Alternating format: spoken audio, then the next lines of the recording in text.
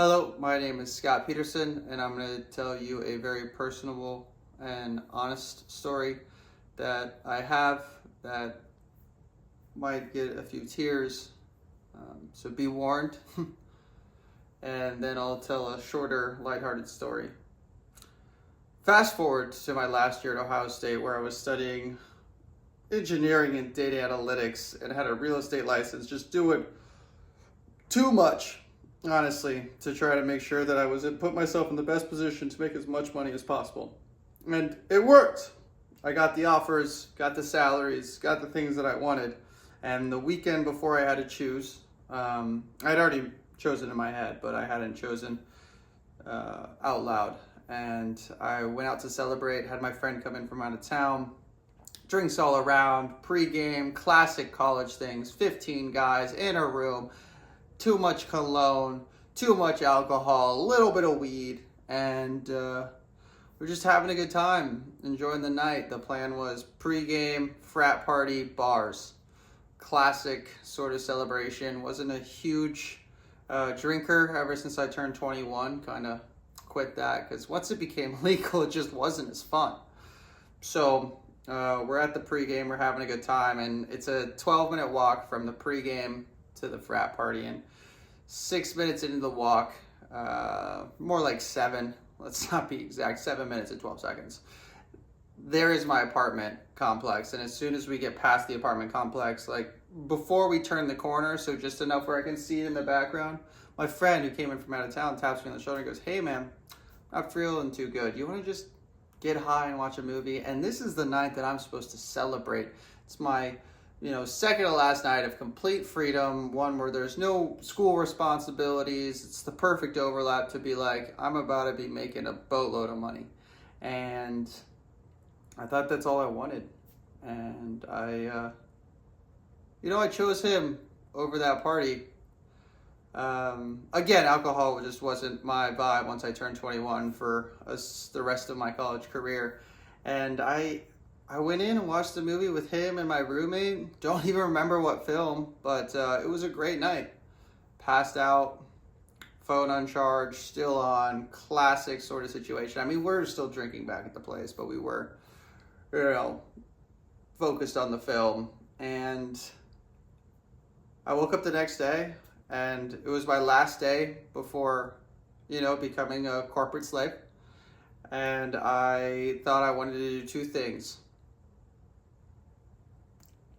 Smoke weed, play basketball with friends. That's it. That's the only thing I wanted to do that day. So I woke up immediately, was rolling J's for the gym so that I could smoke on the way, smoke in between games, that whole thing. Again, really just relax as much as possible. Just focus on the basketball. And my friend from out of town who was sleeping on our couch was gone, which was weird. First alarm, but not crazy unordinary. He was an unorthodox guy, also had a lot going on and things like that. And then my roommate, this is the strange part, was bawling. Just bawling in the middle of the living room. Just no hiding it, nothing like that. And I just finished rolling up the first J, and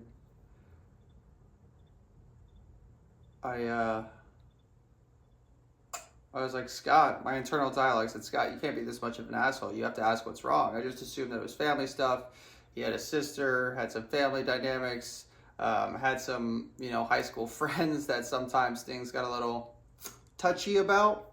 He's just an emotional guy. He's a really good emotional guy. And I thought it was just that. And I just look at him and I go, "Ryan, what's wrong?" And he looks at me, and I'll never forget it. It's like he saw a ghost. And he just says, "Chase is dead." And I'm like racking through my head of celebrity chases, famous chases, about who he could possibly be talking to. Talking about Chase Utley runs through my mind, Jamar Chase, like there's so many chases, but not too many where the list isn't that long. So I'm like, "What are you talking about?" And he goes, "Chase is dead." I was like, "Who are you talking about?" And he pulls up the group chat that we're all in, that our friend group was in.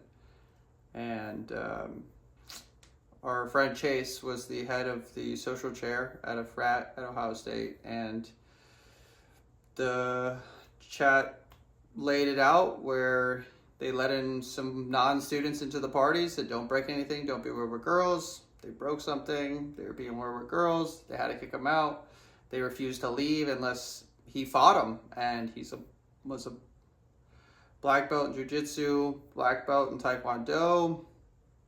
He was able to fight him, and next thing you know, it's a movie sort of situation where everybody we pre-gamed with and a few more students are in a circle in the middle of the street, just like cheering him on, like Chase, Chase, Chase, Chase. And he's got 3 of them on the ground. He's squaring up against the 4th, and right when he's taking in the moment, just for a second, a 5th guy comes out of the crowd, pulls out a gun, and shoots him right in the head. And the descriptions that I have from my friends via text message and what I ended up finding out later are just so horrifying and brutally honest for how that shit really happens. You know, it's not an explosion, it's not fake, it's real. There's a lot of blood. Everybody goes into shock. Time stands still in that sense, but at the same time, as soon as one person's emotions crack, the rest do, and it's just total chaos and panic and sadness and grief and just overwhelming amounts of emotion. And that was all described in these texts and then in the conversations to follow, and I can't explain what happened next, but I saw my whole life flash before my eyes. My biggest fear in life has always been living a normal life, being normal. And I know that's the opposite of what most people think, but it really has been. I've always known that I've been different.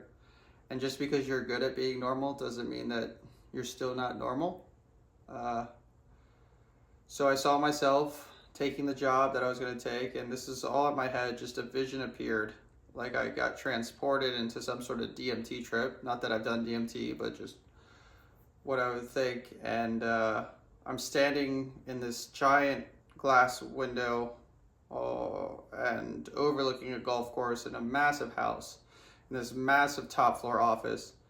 And my wife is taking my 2 kids to school. And it's weird how I knew this. There was like this senses of knowing of what it was. Like it was in Charlotte, North Carolina, but there's like no descriptions of it. This all happened so fast, but she yells, "Hey honey, I'm going to school." And like, I could even see the image of what she looked like. And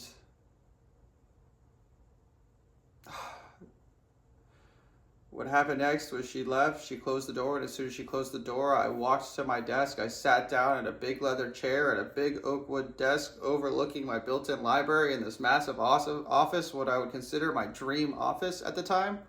Wood everywhere, just, big wood desk, all spread out, nice little perfect laptop right in front, pad on the side, another monitor over here, and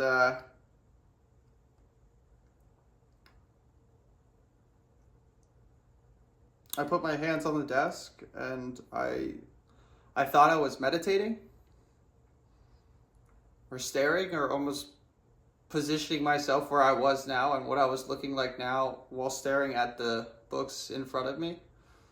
I just, like I was searching for some sort of answer.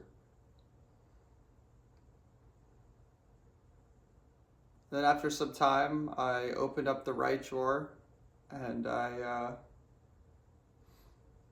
pulled out a gun, and I put it on the desk, and I looked back at the books, still searching. I took a breath, I grabbed the gun, and I put it up to my head, and I zoomed back out into reality. And I realized that if I ended up going down the path that I was planning on it with not necessarily reaching my full potential and not really taking the risks that I'm able to or should, I was going to kill myself.